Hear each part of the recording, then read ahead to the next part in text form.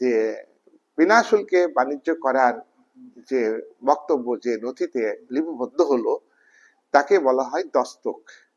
এই দস্তক east India company চালু করলো। দেখো, দস্তক ব্যবহার করে ইস্ট ইন্ডিয়া কোম্পানি লাভ তো বেশি করছে, পাশাপাশি ইস্ট ইন্ডিয়া কোম্পানি যারা কর্মচারী তারা কিন্তু দস্তকের অপব্যবহার করত। ওই দস্তক পত্রটা তারা ব্যক্তিগত ভাবে সকালে বিকালে সরকারি অফিস টাইম বাদে তারা কিন্তু এই দস্তক ব্যবহার করে ব্যক্তিগতভাবে ব্যবসা করত। এইভাবে দস্তকের অপব্যবহার শুরু হলো এবং এতে বাংলার যারা ব্যবসায়ী তাতে তারা ক্ষতিগ্রস্ত হলো।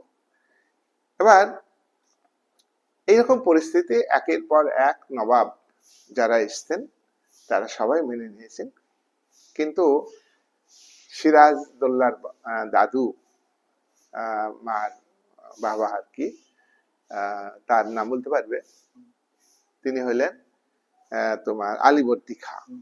এই আলীবর্দী খাঁ এসে নবাব হয়ে বললেন কোম্পানিকে যে আমি তোমাদের বিনা শুল্কে বাণিজ্য করার অধিকার দেব না।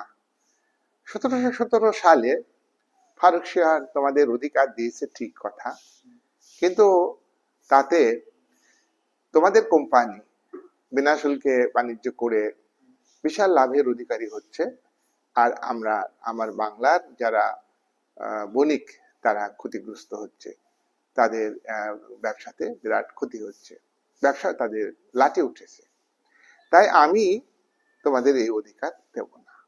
আর তোমাদের যে দস্তক ব্যবহার করে তোমরা তো লাভ করছোই, তার পাশাপাশি তোমাদের কর্মচারীরা আরো দুর্নীতি করছে, দস্তকের ব্যবহার করছে, এইটাও আমি মানছি না। আলীবর্দী খাঁ স্বাধীন চেতা নবাব। আলীবর্দী খাঁ জীবিতকালে তার আর ছোট মেয়ের নাম কি বলতে পারবে না? ছোট মেয়ের আমিনা বেগম, তার পুত্র সিরাজ তাকে নবাব পদে নিয়োগ করেন। নিয়োগের সময় একটা আভ্যন্তরীণ দ্বন্দ্ব, অর্থাৎ সিরাজের বড় ছেলের সন্তান, সে উত্তরাধিকারী ছিল সিংহাসনের। মেজ সিরাজের মাসি খসেটি বেগম, সে উত্তরাধিকারী ছিল, কিন্তু ছোট মেয়ের সন্তান সিরাজ সিংহাসনে বসতেন,